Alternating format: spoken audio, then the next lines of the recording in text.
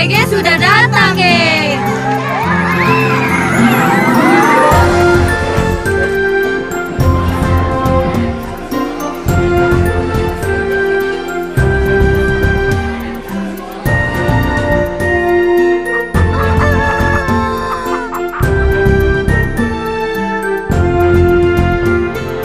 Jadi, kau kirim surat ke Pak Presiden?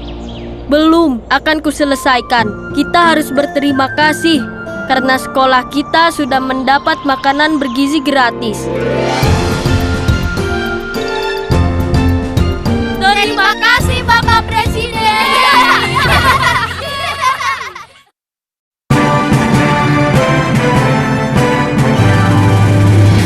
Indonesia, tanah airku, tanah tumpah darahku. Di sanalah aku berdiri, jadi pandu ibuku. Indonesia, kebangsaanku, bangsa dan tanah airku. Marilah kita bersama, Indonesia bersatu. Hiduplah tanahku, hiduplah negeriku, bangsaku, rakyatku semuanya. Bangunlah jiwanya, bangunlah badannya, untuk Indonesia Raya. Indonesia Raya, merdeka, merdeka, tanahku, negeriku yang tercinta. Indonesia Raya, merdeka, merdeka, hiduplah Indonesia Raya. Indonesia Raya, merdeka, merdeka, tanahku, negeriku yang tercinta. Indonesia Raya, merdeka, merdeka, hiduplah Indonesia Raya.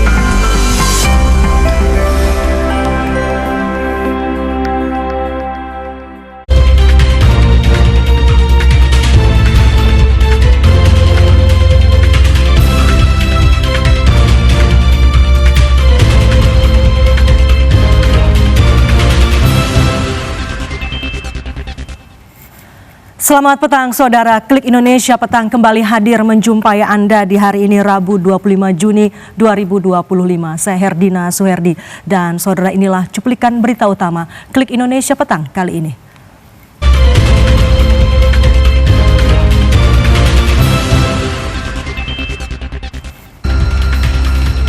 Informasi awal dari intelijen Amerika Serikat menunjukkan serangan terhadap Iran tidak menghancurkan situs nuklir Iran.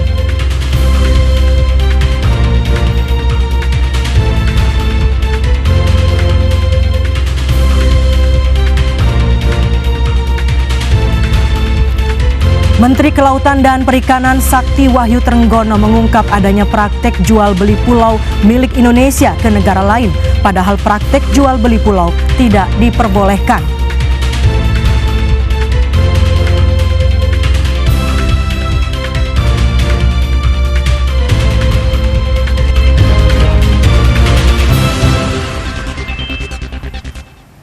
Kami awali dengan informasi yang pertama. Saudara, Kementerian Luar Negeri mengungkapkan ada sekitar 200 lebih warga negara Indonesia atau WNI memilih menetap di Iran di tengah konflik dengan Israel. Seluruh WNI itu menetap di kota Qom, Iran.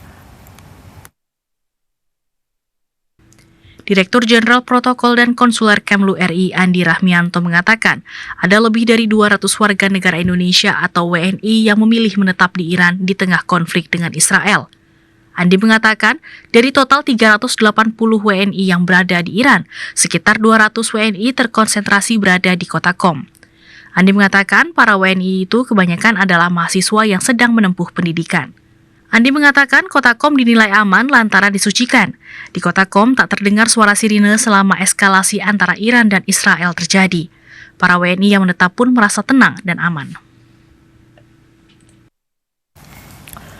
Proses pemulangan warga negara Indonesia dari Iran ke tanah air kembali berlanjut hari ini. Sebanyak 54 orang dijadwalkan tiba di Bandara Internasional Soekarno-Hatta, Cengkareng, Tangerang, Banten pada Rabu sore ini. Informasi selengkapnya kita akan menuju reporter TVRI Natasha Paruntu langsung dari Bandara Soekarno-Hatta. Tasya, selamat petang. Bagaimanakah suasana penyambutan ketibaan warga negara Indonesia yang dievakuasi dari Iran hari ini? Kementerian Luar Negeri Kemenlu menyatakan sebanyak 68 orang dari total 97 warga negara Indonesia yang dievakuasi dari Iran masih menunggu jadwal pemulangan ke tanah air.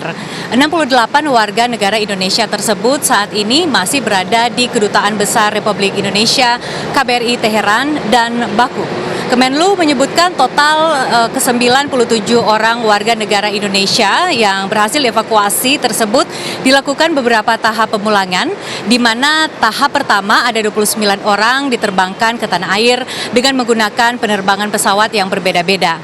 Sebelumnya pemirsa, dengan kondisi dan situasi di kawasan Timur Tengah yang kembali memanas, maka hanya sebanyak 11 warga negara Indonesia yang tiba di Indonesia. Hingga saat ini pemerintah Indonesia akan terus mengupayakan proses evakuasi terhadap warga negara Indonesia yang masih terjebak di Iran. Pemerintah saat ini masih melakukan pendataan jumlah warga negara Indonesia yang akan dievakuasi dalam tahap kedua. Dan saat ini pemirsa tercatat ada 380-an warga negara Indonesia yang masih di Iran dan pemerintah sudah memutuskan akan mengevakuasi tahap kedua dengan jumlah yang masih terus dipantau. Jumlah warga negara Indonesia yang masih berada di Iran belum sepenuhnya diketahui secara pasti lantaran tim KBRI masih terus menerima informasi adanya permintaan tambahan untuk evakuasi dan pemulangan ke tanah air. Pemerintah Indonesia telah menyiapkan tim antar kementerian dengan memantau selama 24 jam perkembangan situasi keamanan di kawasan Timur Tengah tersebut. Hal itu dilakukan menyusul peristiwa serangan militer Israel ke Amerika terhadap Iran. Saat ini pemirsa, kami memiliki data terkait dengan warga negara Indonesia yang akan kembali ke Indonesia. 6 warga negara Indonesia telah tiba dengan kode penerbangan KR6381, tiba pada pukul 15 waktu Indonesia Barat tadi. 18 warga negara Indonesia dengan kode pesawat TK58 tiba pada pukul 17:35 waktu Indonesia Barat. Dan selanjutnya pada pukul 21:40 nanti akan tiba 13 warga negara Indonesia yang merupakan keluarga staf KBRI dan pada pukul 20:20 akan tiba 3 warga negara Indonesia.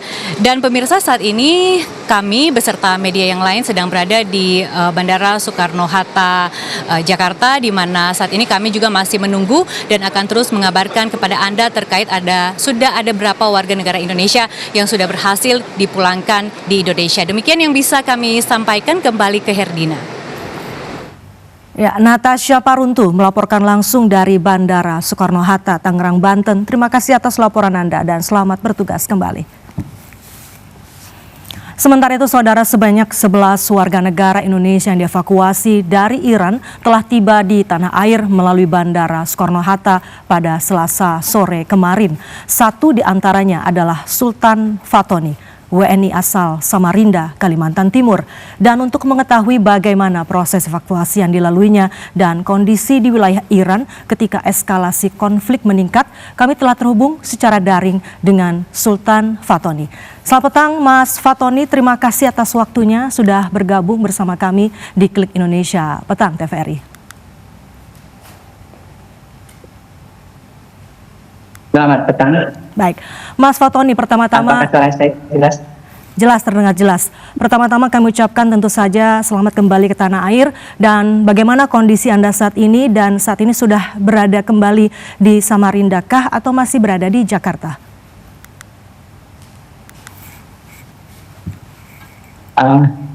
Sekarang kondisinya sehat, tapi cukup lelah ya, karena perjalanan dari Iran, dari kota Mashhad tempat saya kuliah ke Jakarta ini itu 6 hari.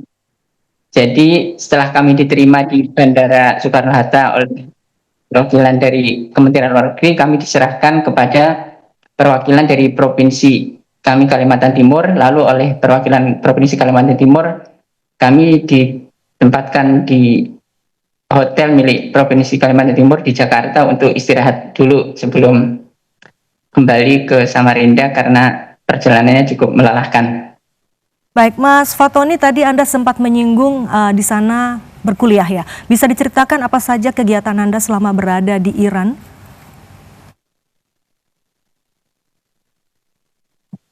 Ya, saya berangkat kuliah sejak tahun 2021 di kota Mashhad, itu Iran bagian timur, dan di kampus namanya Universitas Firdausi Mashhad. Jadi ini sudah 3,5 tahun perkuliahan, tinggal 1 atau 2 semester lagi selesai seharusnya ya. Tinggal 1 semester lagi maka kuliah selesai ya. Dan mungkin bisa diceritakan bagaimana situasi di Iran ketika Israel melancarkan serangan pertama kali ke Iran, dan kemudian bagaimana komunikasi antar WNI dengan KBRI Teheran pasca serangan Israel yang pertama, Mas? Ya, jadi pasca serangan pertama itu di Iran kondisinya masih kaget itu ya. Soalnya berita yang didengar dan diberitakan di Iran itu, Iran sedang melakukan negosiasi dengan Amerika, bahkan sudah berjalan 1-2 bulan sebelumnya. Hari Minggu, serangannya hari Jumat, tapi hari Minggu itu sebenarnya direncanakan akan ada pertemuan ke-8 atau ke-7 di Oman ya, di negara Oman. Jadi tidak ada, kelihatannya kami juga di Iran tidak akan menyangka kalau ada serangan, soalnya kan ada negosiasi yang alasannya sama, yaitu alasannya nuklir ya kan, negosiasinya tentang nuklir, yang dibom juga nuklir.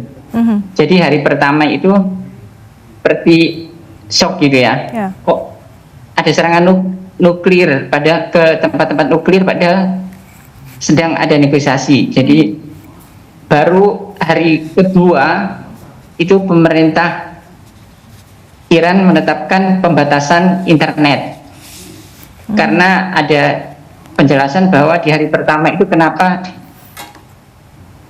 serangan dari Israel itu jatuh mengenai tempat-tempat yang dituju, karena pertahanan Iran ternyata diserang ya. Jadi itu di hari kedua sore sudah berhasil kembali pertahanannya. Terus di Sabtu itu mulailah pemerintah Iran itu kelihatannya menyatakan bahwa negara dalam kondisi perang, lalu internet dibatasi karena hari sebelumnya ada serangan cyber.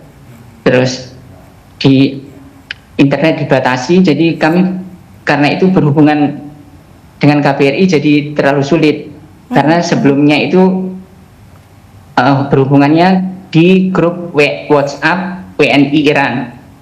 Di hari kedua itu WhatsApp tidak bisa dihubungi, tidak bisa dipakai karena ada pembatasan internet, itu disebutnya nasionalisasi internet gitu. Jadi situs atau aplikasi yang servernya dari luar Iran tidak bisa dibuka. Terus ada lagi ketegangan karena di hari kedua itu di tempat kota saya itu ada serangan drone ya. Ada terdengar suara dung-dung di sore hari, bom-bom kayak gitu. Terus pada keluar di sekitar tempat saya tinggal, orang pada keluar melihat ada serangan dari bawah menuju atas. Itu katanya orang-orang itu pertahanan Iran mencoba menghancurkan drone yang sebelum sampai ke arah serangannya itu. Baik, Mas Fatoni, dengan Ya, itu. perkembangan pasca serangan pertama, adanya putusnya akses internet dan lain sebagainya, lalu kemudian bagaimana Anda mendapatkan informasi terkait adanya KBRI akan melakukan proses evakuasi WNI dari Iran, dan kapan informasi itu akhirnya Anda dapatkan? Itu di hari serangan ke-3 atau ke-4 itu ada mahasiswa yang mencoba juga menghubungi di grup ITA itu, meskipun tidak stabil, kadang bisa kadang enggak kayak gitu ya. Oke. Terus ada juga memakai aplikasi yang bikinan Iran sendiri, itu punya aplikasi-aplikasi yang bikinan Iran sendiri masih bisa diakses.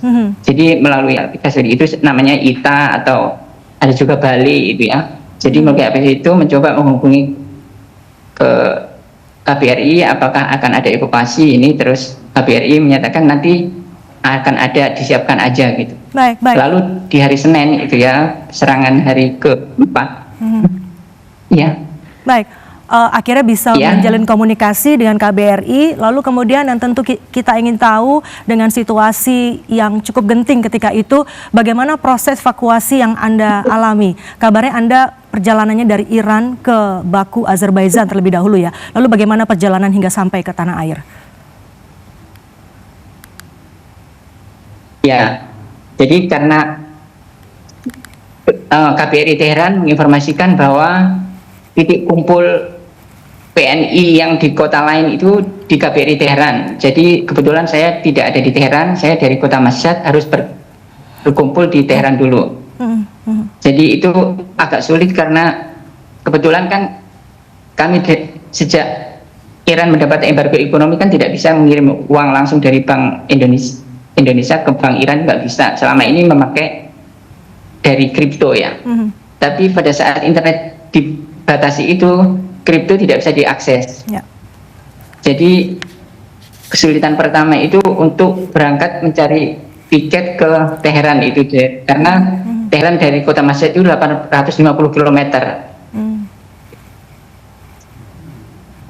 Jadi udara tidak ada karena udara juga ditutup pesawat. Jadi naik kereta itu ya. Oke. Kebetulan di KBRI juga membantu untuk membeli tiketnya juga itu. Habis itu kami juga sempat khawatir nanti kalau di Teheran apakah aman atau tidak, karena pusat serangannya di Teheran. Ya. Konsultasi dengan KBRI katanya usahakan nyampe Teheran itu di siang hari, karena biasanya serangan itu di malam hari, maghrib atau jam 1 atau subuh gitu ya. Jadi kami disarankan siang sampai Teheran. Iya, jadi itu sempat takut juga ya, khawatir. Baik. Kabarnya Anda, kabarnya Anda melalui Baku, Azerbaijan, lalu kemudian naiknya dengan maskapai Turki Airlines, betul ya? Ya betul. Jadi dari Teheran kita pergi ke perbatasan udara darat ke Azerbaijan. Itu jaraknya juga 10 jam. Jadi keluar dari Iran pun juga agak menegangkan karena jalur yang kita lewati itu pernah melewati kota yang pernah diserang juga. Tapi untung lewatnya itu siang hari juga, karena jadi kemungkinan aman karena biasanya serangannya malam itu ya. Terus keluar dari Iran pun juga agak lama karena ternyata ada warga asing lain yang juga pengen keluar dari Iran melalui Azerbaijan. Itu yang bareng sama kami itu ada. Ya. Mas Fatoni? Masuk ke Azerbaijan, keluar perbatasan Iran ke Azerbaijan itu makan waktu sekitar 8 jam. Lama. Baik.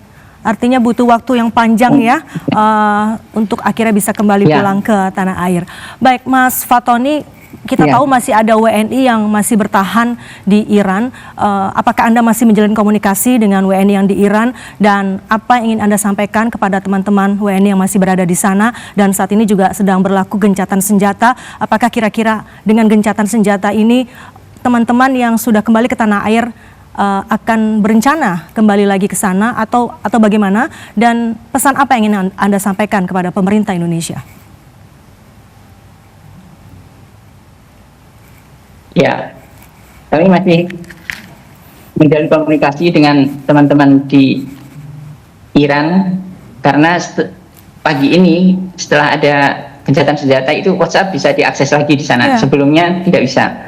Jadi ada beberapa teman menghubungi saya lewat WhatsApp, ternyata sudah bisa diakses. Terus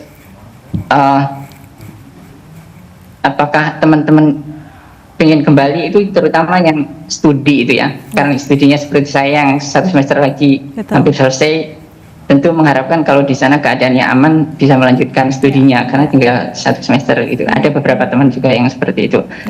Lalu untuk teman-teman yang di sana kelihatannya kalau memang gencatan senjata ini dijalani dengan baik, mereka ya tidak perlu pulang karena beberapa alasan yang teman yang saya kenal tidak mau pulang karena takutnya nanti kalau pulang terus perangnya ini lama tidak bisa melanjutkan studinya kayak gitu. Jadi ini juga pertimbangan mereka itu ya kalau untuk studi. Tapi sampai saat ini masih kalau ada kemungkinan gelombang 2, kemarin di KBRI juga menginformasikan bahwa kalau ada hal-hal yang misalnya konfliknya meningkat, gelombang 2 juga akan dikeluarkan dari Iran gitu, evakuasi lanjutan. Sudah lalu diminta untuk mendaftarkan diri juga kayak gitu sudah jalankan. Baik, Mas Sultan Fatoni, terima kasih sudah berbincang bersama kami di Klik Indonesia Petang, dan tentu kita juga berharap dan mendoakan keselamatan bagi semua teman-teman kita WNI yang saat ini masih berada di Iran. Sekali lagi terima kasih Sultan Fatoni, WNI yang dievakuasi dari Iran. Selamat petang dan sehat selalu.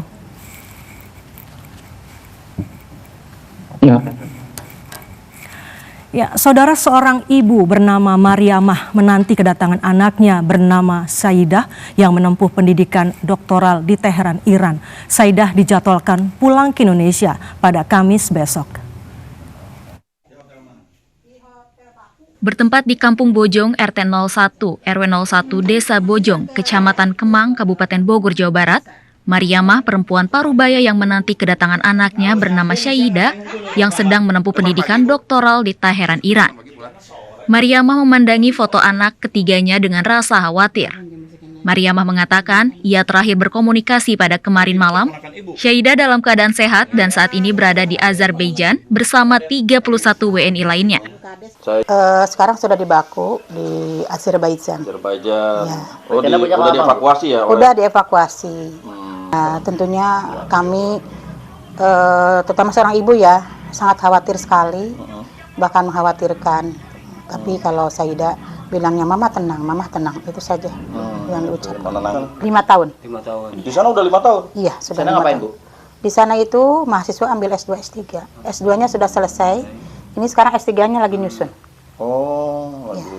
Diketahui Saidah bersama ke-31 orang WNI akan diterbangkan pada Rabu malam ini dan akan tiba di tanah air pada Kamis esok. Dari Kabupaten Bogor, Jawa Barat, Saiful Hardi melaporkan. Presiden Amerika Serikat Donald Trump mengumumkan melalui media sosialnya bahwa Iran dan Israel sepakat untuk gencatan senjata. Perdana Menteri Israel Benjamin Netanyahu menyetujui usulan Trump untuk gencatan senjata dengan Iran.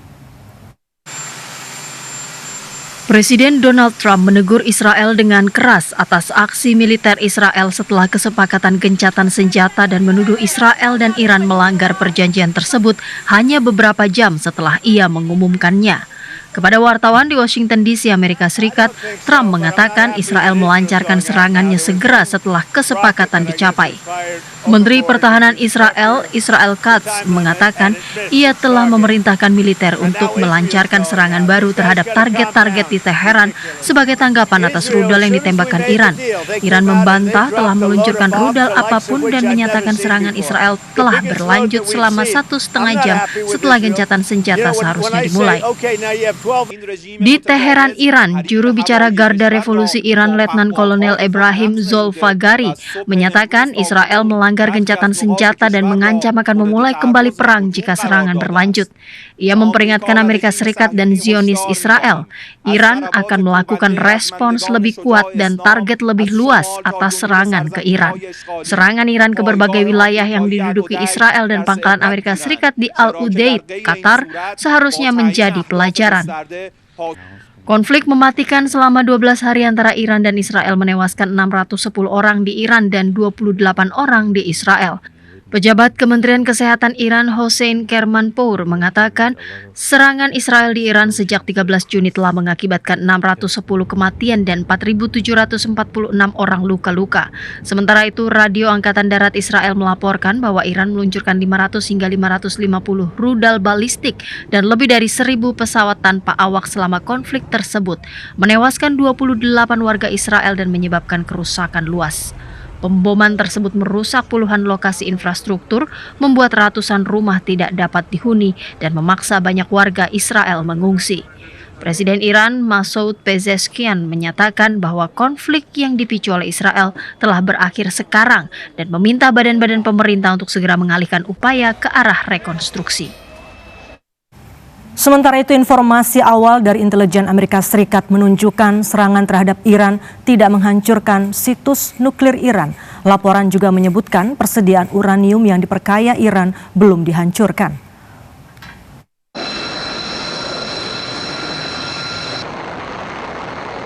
Media CNN yang mengutip keterangan 3 orang yang mendapat informasi awal dari intelijen menyebutkan bahwa serangan militer Amerika Serikat terhadap 3 fasilitas nuklir Iran akhir pekan lalu tidak menghancurkan komponen inti program nuklir Teheran dan kemungkinan hanya menundanya selama beberapa bulan. Setelah berhari-hari berunding, pasukan Amerika Serikat menyerang 3 situs nuklir utama Iran pada hari Sabtu. Presiden Amerika Serikat Donald Trump berulang kali mengatakan fasilitas pengayaan nuklir utama Iran telah sepenuhnya dan benar-benar hancur. CNN melaporkan belasan bom telah dijatuhkan di 2 fasilitas nuklir Iran, pabrik pengayaan bahan bakar Fordo dan kompleks pengayaan Natanz. Serangan militer Amerika itu tidak sepenuhnya menghilangkan sentrifus dan uranium yang sangat diperkaya di situs tersebut.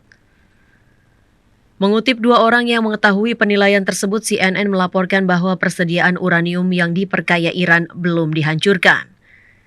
Penilaian tersebut dibuat oleh Badan Intelijen Pertahanan, Badan Intelijen Departemen Pertahanan Amerika Serikat, Pentagon, dan didasarkan pada penilaian kerusakan akibat pertempuran yang dilakukan oleh Komando Pusat Amerika Serikat setelah serangan Amerika Serikat di 3 situs nuklir Iran. Media Amerika Serikat lainnya, New York Times, melaporkan Badan Intelijen Pertahanan memperkirakan bahwa program nuklir Iran tertunda kurang dari 6 bulan setelah diserang militer Amerika. Presiden Amerika Serikat Donald Trump menuding CNN dan New York Times menyebarkan berita palsu soal kegagalan serangan militer Amerika Serikat ke situs nuklir Iran. Informasi aktual lainnya masih akan kami hadirkan usai jeda berikut ini. Tetaplah bersama kami di Klik Indonesia Petang.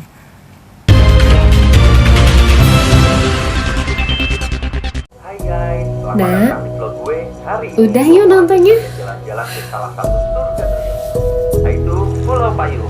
Yuk ikuti perjalanan gue Dari dulu ya.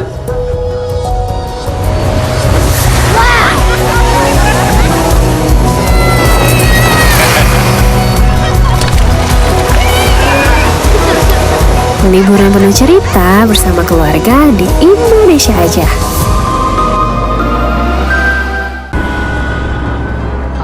Mana kau taruh uang itu?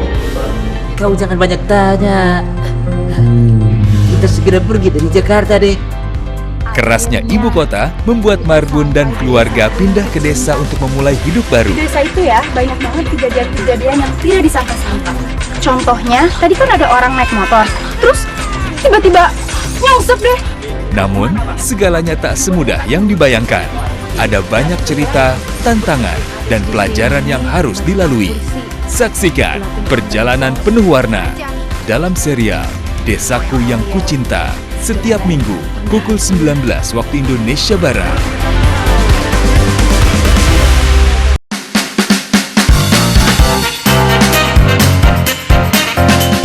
Kisah rumah kos yang dihuni oleh para pria dari berbagai suku dan latar belakang. Tapi di balik kehidupan mereka, ada Pak Mul, sang pemilik kos yang berusaha menyelamatkan kosan. Mampukah para penghuni menyelamatkan rumah kos yang telah menjadi keluarga untuk mereka? Saksikan Terima Kos Pria Baik-Baik setiap Sabtu pukul 19 waktu Indonesia Barat.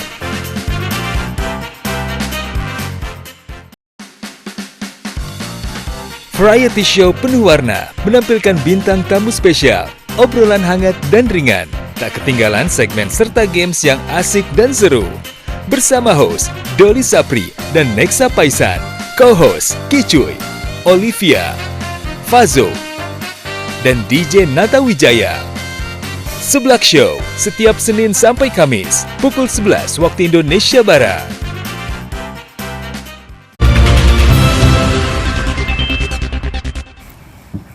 Terima kasih Anda kembali bersama kami di Klik Indonesia Petang. Saudara, penyidik Kejaksaan Agung masih mempelajari keterangan ex-Mendikbudristek Nadiem Makarim sebagai saksi kasus dugaan korupsi pengadaan sistem Chromebook di Kemendikbudristek. Sebelumnya Nadiem memberikan keterangan di Kejagung pada hari Senin 23 Juni 2025 lalu.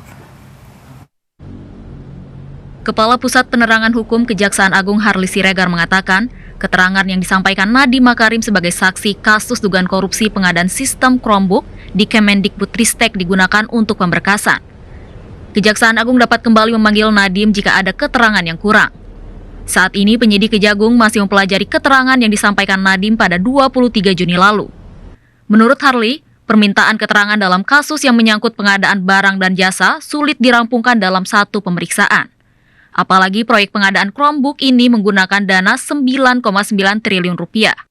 Saudara Nadiem, maka ini kan baru kemarin ya diperiksa dan tentunya penyidik akan mempelajari dulu terkait dengan hasil keterangan yang sudah diberikan yang bersangkutan, dan tentu ya penyidik kalau melihat dari beberapa pertanyaan-pertanyaan itu kan masih perlu lagi digali.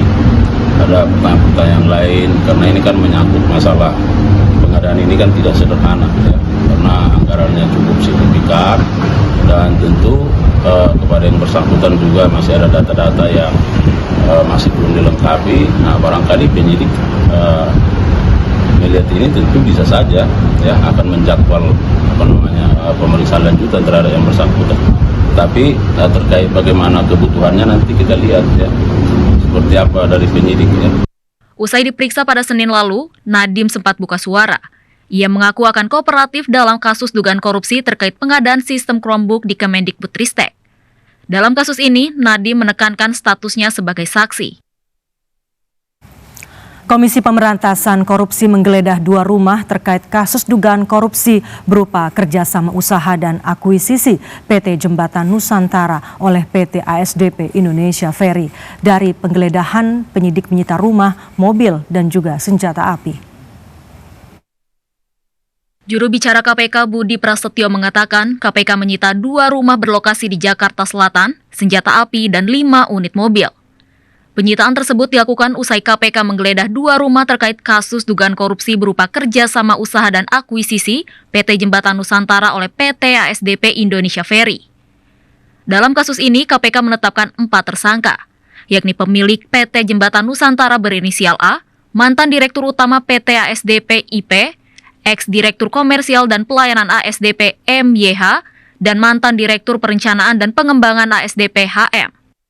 Dengan perkembangan perkara penyidikan ASDP bahwa tadi malam tim KPK melakukan penggeledahan di salah satu rumah milik tersangka terkait dengan perkara ASDP ini, dan tim melakukan penyitaan terhadap 5 kendaraan mewah dan 2 diantaranya sudah dibawa ke KPK dan 3 lainnya masih dilakukan titip rawat kepada pihak yang bersangkutan. Kemudian KPK juga melakukan penyitaan terhadap 1 rumah dan 1 bidang tanah. Tentu kegiatan penggeledahan dan penyitaan ini sebagai langkah-langkah dalam penghentian perkara sekaligus sebagai langkah awal untuk optimalisasi aset recovery nantinya. Terkait dengan penemuan senjata api dalam kegiatan penggeledahan di salah satu rumah yang berlokasi di Jakarta Selatan tersebut, KPK akan berkoordinasi dengan pihak kepolisian ya, terkait dengan temuan senpi tersebut. Kami akan cek dokumen pendukung detail dari senpi tersebut, tapi tentu juga KPK akan berkoordinasi dengan pihak-pihak terkait. Ditemukan di salah satu rumah yang merupakan atau yang milik dari salah satu tersangka dalam perkara ASDP ini. Ya, dalam perkara ASDP ini KPK telah menetapkan beberapa pihak menjadi tersangka, bahkan sudah limpah juga gitu ya. Jadi untuk melengkapi berkas penyidikan, KPK masih terus melakukan pemeriksaan kepada para saksi untuk melengkapi alat bukti yang nanti tentu dibutuhkan ya, pada saat pembuktian. Sejumlah proses dalam akuisisi perusahaan PT Jembatan Nusantara oleh PT ASDP Indonesia Ferry diduga disamarkan. Salah satunya yakni mengubah dokumen pemeriksaan kapal 2 milik PT Jembatan Nusantara menjadi seakan-akan baru. Dalam kasus ini, kerugian negara ditaksir mencapai 893,1 miliar rupiah. Menteri Kelautan dan Perikanan Sakti Wahyu Trenggono mengungkap adanya praktik jual beli pulau milik Indonesia ke negara lain. Padahal praktik jual beli pulau itu tidak diperbolehkan.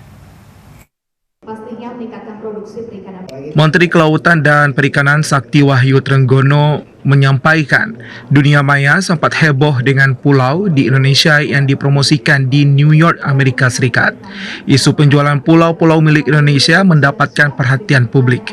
Salah satunya pulau yang dipromosikan adalah Pulau Panjang di Kecamatan Alas, Kabupaten Sumbawa, Provinsi Nusa Tenggara Barat. Sakti Wahyu Trenggono mengatakan pulau-pulau yang ada di Indonesia boleh dimanfaatkan selama tidak melanggar peraturan perundang-undangan yang berlaku. Tetapi ia menegaskan praktik jual beli pulau dilarang di Indonesia. Pulau kecil tidak bisa diperjualbelikan, hanya boleh dimanfaatkan. Oh, kalau kita yang pasti sesuai dengan kewenangan kita, itu pulau nggak bisa dijual belikan, gitu ya. Pasti nggak bisa dijual belikan. Kalau ada kegiatan ekonomi di situ seperti kayak pariwisata laut untuk bikin resort misalnya dan sebagainya, selama dia tidak mengganggu atau pulau itu bukan menjadi bagian dari ruang konservasi, itu kan diperbolehkan. Tapi dia kan harus mengurus izin juga, gitu. Nah kita kan lihat kalau mereka nggak ada izinnya di daerah Kepri, pernah juga di Anambas itu ada yang pernah kita segel di situ. Menteri KKP Sakti Wahyu Trenggono mengatakan pemerintah perlu menjaga pulau-pulau melalui salah satu dari 5 kebijakan KKP, yaitu pengawasan dan pengendalian wilayah pesisir dan pulau-pulau kecil yang ada di Indonesia. KKP dalam waktu dekat akan melakukan pengawasan digital melalui satelit. Pantauan ini memudahkan pemerintah memonitor pulau yang dapat dimanfaatkan maupun tidak dapat dimanfaatkan, baik untuk keperluan pariwisata maupun kepentingan lainnya. Presiden Prabowo Subianto meresmikan kawasan ekonomi khusus kesehatan Sanur dan Bali International Hospital di Denpasar, Bali.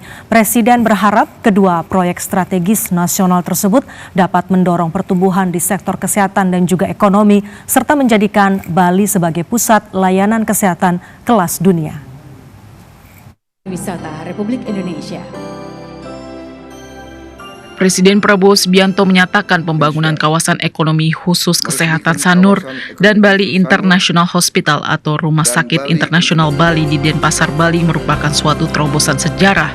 Hal ini dikarenakan Indonesia dapat memiliki pusat kesehatan bertaraf internasional pertama yang fasilitas kesehatannya berteknologi canggih. Presiden Prabowo Subianto berharap dengan adanya Bali International Hospital dapat meningkatkan pelayanan kesehatan di tanah air, sehingga nantinya akan ada banyak warga yang memilih berobat di dalam negeri dibandingkan di luar negeri. Kepala negara juga menilai tugas suatu negara adalah untuk melindungi rakyat yang meliputi semua aspek, mulai dari kesejahteraan dan kehidupannya. Kesehatan merupakan salah satu wahana untuk mewujudkan pemerataan dan peningkatan kesejahteraan masyarakat. Pengeluaran kesehatan saya kira adalah sesuatu yang mengambil porsi besar dari pengeluaran setiap keluarga, warga negara. Karena itu, negara harus hadir, negara harus berani untuk menjadi pelopor dalam menjamin dan menjaga kesehatan seluruh rakyatnya. Presiden Prabowo Subianto menyatakan Indonesia harus dapat mengejar ketertinggalan dari bangsa-bangsa lain. Kepala negara menegaskan prosedur dan peraturan-peraturan yang sudah tidak relevan harus ditinggalkan. Presiden Prabowo Subianto optimistis bahwa Ngurah Sun Wellness and Aesthetic Center di Denpasar, Bali akan menjadi magnet devisa baru bagi Indonesia. Rumah sakit tersebut dari sektor pariwisata medis dan layanan kecantikan. Presiden Prabowo Subianto menegaskan kehadiran Ngurah Sun Wellness and Aesthetic Center di Denpasar, Bali akan memberi dampak signifikan terhadap penguatan sektor ekonomi nasional. Dalam peresmian Pusat Layanan Kesehatan Berbasis Kebugaran dan Estetika tersebut, pada Rabu 25 Juni 2025, Kepala Negara menilai fasilitas ini sebagai langkah strategis untuk mengurangi ketergantungan masyarakat terhadap layanan medis di luar negeri. Presiden Prabowo berharap keberadaan NSWAC dapat mendorong masyarakat untuk mendapatkan layanan kesehatan premium di dalam negeri, sekaligus mengurangi aliran devisa keluar akibat praktik medical tourism ke luar negeri. Presiden Prabowo mengaku optimis terhadap potensi NSWAC dalam meningkatkan pemasukan negara melalui layanan kesehatan untuk pasien internasional. Tidak hanya untuk agar warga negara kita yang perlu pelayanan-pelayanan yang terbaik merasa cukup untuk di dalam negeri, ini akan sangat membantu mendorong kekuatan ekonomi kita sehingga kita tidak banyak menghabiskan devisa kita di luar negeri tapi malah menarik. Presiden Prabowo Subianto menyatakan fasilitas dan teknologi yang dimiliki NSWAC sangat mutakhir dan mampu bersaing secara global, menjadikan pusat ini sebagai aset strategis dalam pembangunan sektor jasa kesehatan. Saudara Menteri Agraria dan Tata Ruang Badan Pertanahan Nasional Nusron Wahid menegaskan pentingnya kolaborasi kepala daerah dalam pelaksanaan reforma agraria dan juga penataan ruang. Kolaborasi ini menjadi kunci pemerataan kepemilikan tanah yang adil. Menteri Agraria dan Tata Ruang Badan Pertanahan Nasional ATR BPN Nusron Wahid menekankan pentingnya peran strategis kepala daerah dalam pelaksanaan reforma agraria dan penataan ruang.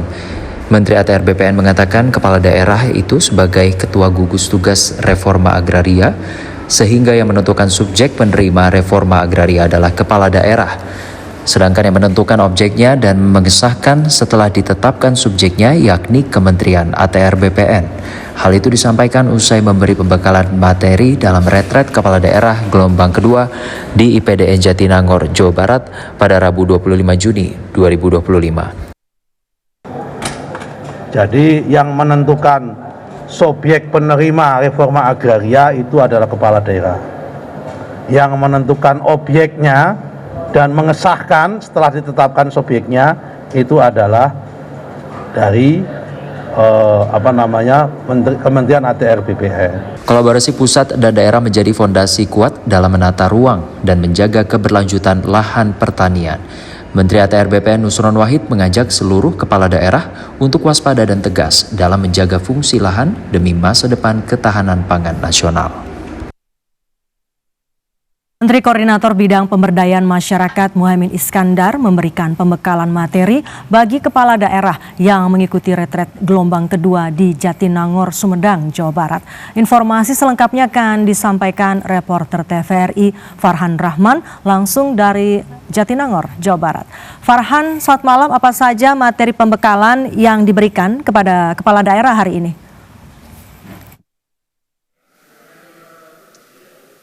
Iya, Herdina, benar sekali ada sejumlah materi yang diberikan dalam retret kepala daerah gelombang kedua di PDN Jatinangor, Jawa Barat. Tadi agendanya sama seperti kemarin, beberapa menteri dan juga Menko terkait masih hadir di sini untuk memenuhi undangan dari Kementerian Dalam Negeri dalam mengisi pembekalan materi. Salah satunya adalah Menko Bidang Pemberdayaan Masyarakat yakni Muhaimin Iskandar yang tadi menyampaikan salah satu materinya adalah penanggulangan kemiskinan. Ini adalah salah satunya adalah agar Inpres nomor 8 tahun 2025 berjalan efektif. Tadi disampaikan oleh Menko Muhaimin bahwa ada 3 kerangka yang harus dilaksanakan oleh kepala daerah. Yang pertama adalah pengurangan pengeluaran masyarakat melalui ketersediaan publik, infrastruktur, transportasi, dan pengurangan beban pajak. Karena hal ini nantinya akan membuat masyarakat bisa hidup lebih murah dan juga mudah dalam seluruh kegiatan yang dilakukan sehari-harinya. Kemudian yang kedua adalah peningkatan pendapatan masyarakat. Ini tadi disampaikan oleh Muhaimin, dilakukannya seperti apa? Ini dilakukan dengan cara melalui pengembangan potensi UMKM serta kewirausahaan.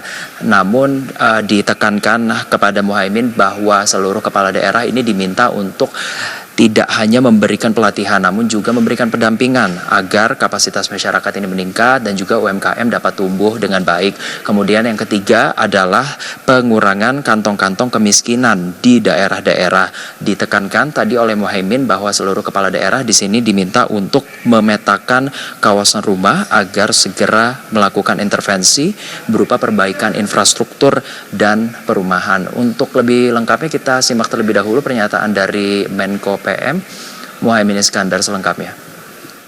Salah satunya adalah agar Inpres 8 tahun 2025 berjalan efektif. Ada 3 kerangka yang harus dilaksanakan. Yang pertama, pengurangan jumlah pengeluaran rakyat, baik itu dalam bentuk pajak dan seterusnya, fasilitas, infrastruktur, transportasi, sehingga orang cenderung murah dalam seluruh kegiatan hariannya. Yang kedua, meningkatkan pendapatan masyarakat. Meningkatkan pendapatan masyarakat ini potensi UMKM, potensi kewirausahaan, banyak hal sukses yang bisa diduplikasi. Dalam hal ini saya minta kepada kepala daerah melakukan bukan saja pelatihan sebagai kegiatan semata-mata kegiatan pelatihan, tapi pendampingan. Yang ketiga, mengurangi jumlah kantong-kantong kemiskinan. Pada para bupati, wali kota, gubernur, kita konsolidir kantong-kantong mana yang bisa kita perbaiki, infrastrukturnya, perumahannya. Nah nanti kalau tidak bisa juga ya kita pindahkan dari kantong kemiskinan. Iya Herdina, untuk saat ini seluruh peserta retret ataupun juga kepala daerah sedang melakukan isoma. Kemudian nanti materi terakhir akan diberikan dari jajaran Kementerian Dalam Negeri. Untuk sementara demikian, nanti akan kita update kembali bagaimana jalannya retret esok hari, yakni esok itu adalah hari terakhir di IPDN Jatinangor, Jawa Barat. Sementara kita ke Anda Herdina. Farhan Rahman melaporkan langsung dari lokasi retret di Jatinangor, Jawa Barat. Terima kasih dan selamat bertugas kembali. Kita beralih ke informasi lain, saudara. Masyarakat Kecamatan Enggano di Pulau Enggano, Bengkulu menyambut baik instruksi Presiden atau Inpres percepatan pembangunan di Enggano. Melalui Inpres tersebut diharapkan pembangunan Enggano cepat direalisasi. Di tengah kesulitan yang dialami oleh masyarakat Enggano, Presiden Republik Indonesia mengeluarkan Inpres percepatan pembangunan Pulau Enggano. Tentunya hal tersebut disambut baik oleh masyarakat Enggano. Pasalnya akibat pendangkalan pelabuhan Pulau Bai berakibat di semua sektor masyarakat Enggano. Ketua Forum Kepala Desa Kecamatan Enggano, Redi Kaitora menjelaskan, akibat pendangkalan pelabuhan Pulau Bai yang terjadi 3 bulan yang lalu sangat berdampak bagi masyarakat sekitar, bahkan menyebabkan Pulau Enggano terisolasi. Redi menambahkan kondisi di Pulau Enggano saat ini sangat memprihatinkan. Pasalnya, stok BBM dan pasokan listrik sudah mulai menipis. Tentunya hal tersebut harus cepat diatasi. Kami juga mengapresiasi yang tinggi kepada Bapak Presiden Republik Indonesia, Bapak Haji Prabowo Subianto, Ketua DPR RI, Ketua DPD RI, dan semua pihak yang mendukung ya upaya percepatan penanganan permasalahan pembangunan di Pulau Enggano. Bapak Presiden sudah menandatangani Impres pada hari Selasa tanggal 24 Juni 2025. Tentunya kita menyambut baik niat dan langkah-langkah yang sudah dilakukan oleh Bapak Presiden. Ia melanjutkan dengan adanya Impres yang dikeluarkan oleh Presiden Republik Indonesia, diharapkan percepatan pembangunan di Kepulauan Enggano bisa segera dilakukan, sehingga roda perekonomian masyarakat Enggano kembali pulih. Dari Kabupaten Bengkulu Utara, Doni Andaresta, TVRI Bengkulu melaporkan. Pemerintah Provinsi Bengkulu akan menambah pasokan BBM di Pulau Enggano sebagai langkah untuk mengatasi kelangkaan BBM karena stok yang menipis. Saat ini BBM bersubsidi di Pulau Enggano tersisa 31.000 liter Pertalite dan juga 20.000 liter biosolar. Asisten 2 Setda Provinsi Bengkulu, R.A. Deni memastikan Pemprov Bengkulu bakal segera menambah stok BBM untuk warga Enggano yang mulai menipis. Terkait hal ini, R.A. Deni menyebut Pemprov Bengkulu sudah berkoordinasi dengan pihak Pertamina. Saat ini pihaknya sedang mencari solusi terkait pengiriman BBM ke Enggano, lantaran saat ini kondisi alur yang belum optimal. Untuk BBM di Enggano itu tinggal 17 hari lagi. Nah, ini berita ini sudah kita tindak lanjuti. Kami sudah perintahkan Dinas SDM untuk berkoordinasi ke Pertamina. Hal-hal apa yang bisa kita ambil kalau memang seperti itu. Nah, apakah kalau kita memang menunggu dari proses pelaksanaan Pulau Bayi ini kan masih proses. Nah, mungkin ada langkah-langkah lain nanti akan kita ambil untuk mensuplai BBM ke Enggano. Berdasarkan data dari Dinas ESDM Provinsi Bengkulu, saat ini stok BBM jenis Pertalite di Enggano tersisa sebanyak 31.961 liter atau hanya cukup untuk 21 hari. Sementara untuk BBM jenis biosolar berjumlah 20.033 liter. Sedangkan untuk ketergantungan pada BBM untuk listrik cukup tinggi. Lucia Mayangsari, TVRI Bengkulu melaporkan. Proses pembentukan Badan Hukum Koperasi Desa Merah Putih di Sulawesi Barat telah rampung 100%. Informasi selengkapnya akan disampaikan reporter TVRI Syahrul Gunawan dari Mamuju, Sulawesi Barat. Syahrul, saat malam pembentukan Koperasi Desa Merah Putih ini telah selesai dan telah rampung. Apakah ada informasi terkini terkait hal itu, terutama kapan ini akan mulai beroperasi? Ya, baik, terima kasih Herdina dan juga selamat malam pemirsa Jendela Klik Indonesia Peta dimanapun Anda berada. Memang betul sekali pembentukan Koperasi Merah Putih di Mamuju, Sulawesi Barat sudah rampung 100%. Sebanyak 88 desa dan juga 13 kelurahan telah melakukan pembentukan pengurus dan juga pengawas Koperasi Merah Putih dengan total 101 unit Koperasi Merah Putih. Di antara total ini semuanya sudah melakukan musyawarah desa dan juga rata-rata sudah memiliki badan hukum. Nah, pemirsa, mengenai pembentukan Koperasi Merah Putih ini, Kepala Bidang Pengembangan dan Pemberdayaan Koperasi, Dinas Koperasi dan UKM Kabupaten Mamuju, Sri Ririn Tri Julianti, saat ditemui di kantornya yang mengatakan, pemirsa, bahwa pembentukan Koperasi Merah Putih ini sesuai instruksi langsung dari Presiden Prabowo Subianto melalui Gubernur Sulawesi Barat, yang mana pemirsa melalui sesuai dengan Impres nomor 9 tahun 2025 tentang tata cara pembentukan koperasi. Selain itu, pemirsa, Koperasi Merah Putih ini telah rencananya akan di-launching langsung oleh Presiden Republik Indonesia pada tanggal 12 Juli mendatang. Ririn mengaku bahwa nantinya pinjaman modal koperasi ini dapat meningkatkan potensi desa dan juga meningkatkan perekonomian bagi masyarakat di desa. Selain itu, pemirsa, Ririn juga mengaku bahwa dalam proses pemilihan pengurus dan juga pengawas Koperasi Merah Putih desa di Kota Mamuju ini dilakukan secara terbuka dan juga melalui musyawarah, yang mana saat ini telah melakukan pengurusan kelengkapan legalitas lainnya seperti IUP dan juga nomor induk koperasi.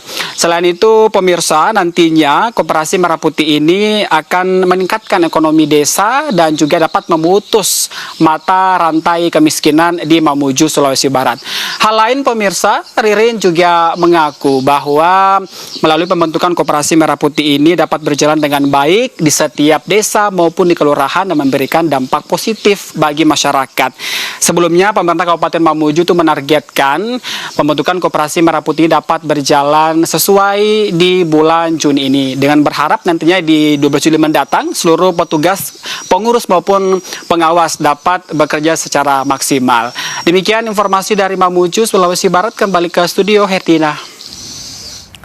Ya, Syahrul Gunawan melaporkan langsung dari Mamuju, Sulawesi Barat. Terima kasih atas laporan Anda. Ya, saudara, sejumlah informasi lainnya masih akan kami hadirkan usai jeda berikut ini. Tetaplah bersama kami di Klik Indonesia Petang TVRI.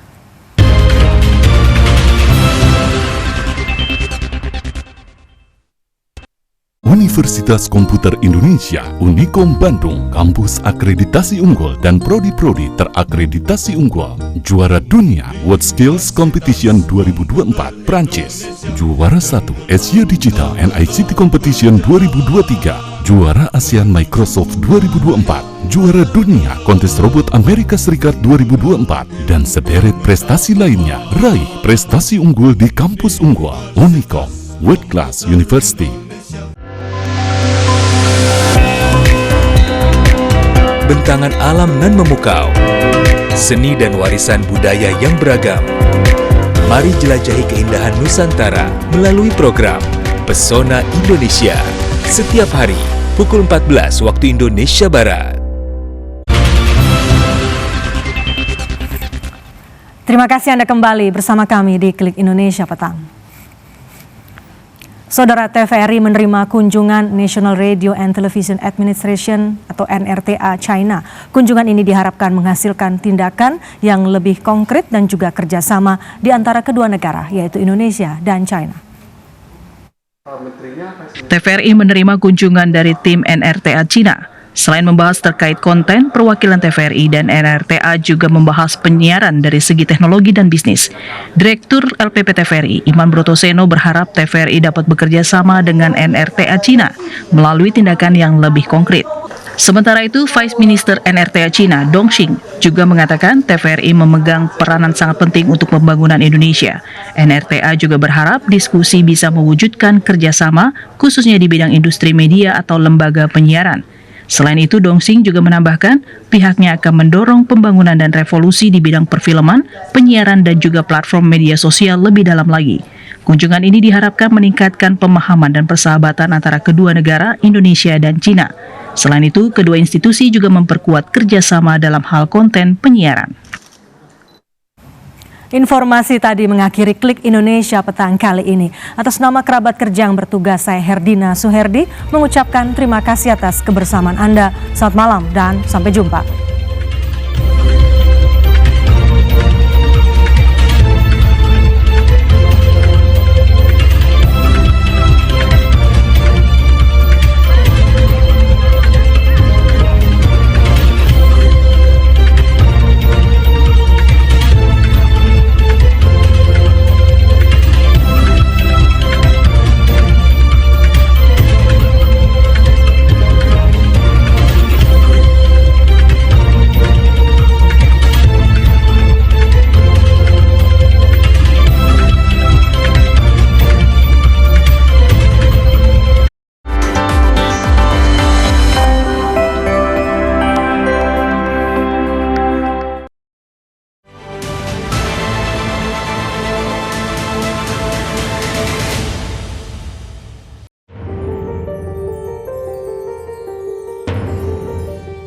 Kasus kekerasan seksual di Indonesia terus mengalami peningkatan setiap tahunnya.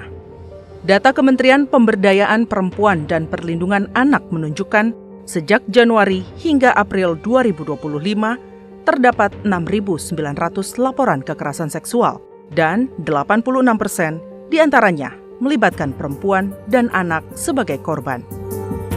Dalam kunjungan kerja, DPR RI menyoroti maraknya kekerasan seksual di Provinsi Sumatera Barat. Terlebih saat ini muncul kasus grup fantasi sedarah di media sosial yang memuat konten pornografi terkait hubungan sedarah dan pelecehan seksual terhadap anak-anak. DPR RI mendesak aparat penegak hukum untuk menindak tegas pelaku, serta mengusut tuntas kasus kekerasan seksual kepada anak sehingga dapat memberikan rasa aman bagi masyarakat dan menjadi peringatan bagi para pelaku. Segera disikapi, ditindak agar tidak menyebar, karena pelecehan seksual yang sedang ramai, misalnya contoh fantasi sedarah, ini kan cukup signifikan seantero Indonesia dengan memiliki member 32.000 yang terdaftar di Facebook.